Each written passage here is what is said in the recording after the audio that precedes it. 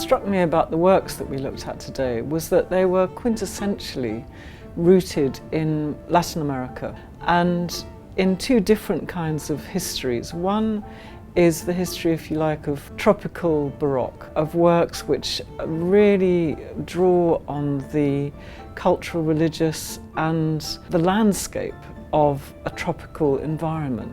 I think that consistently one of the things that artists are responding to throughout Latin America and in other parts of the world is a sense of how culture and social justice dovetail, and how art and culture are very powerful tools to have an impact in their local communities. A few things that we saw today are very specifically related to politics in the widest sense, but I think there was more consciousness of perhaps geopolitics, state of the planet, consumerism, things to do with pollution, the evil effects of civilization, much more than any country-specific politics.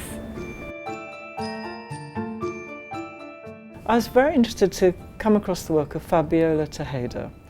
And this is an artist who's using photography, a medium that we associate with photographing reality. But in fact what she does is she creates installations in her studio which are completely sculptural.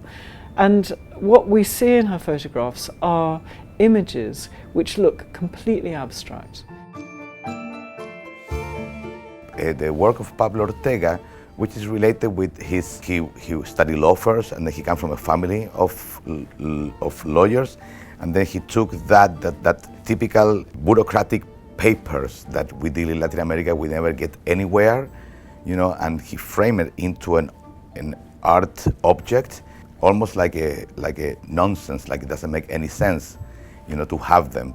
I thought Pablo Ortega had a very minimal way of saying something that is very strong in Latin America. It's just we don't believe on politics, we don't believe on paper, we don't believe on law. I was especially interested in how Cristina Planas' work did an amazing job of connecting to very specific local situations, and how she presented the work not just as an object or as an art product outside of its context, but rather really explained and controlled the context of the situation that artwork was made in, including how her audience responded to the work and the impact that the work had in the community that it was being created in. I found that her work did that very, very effectively.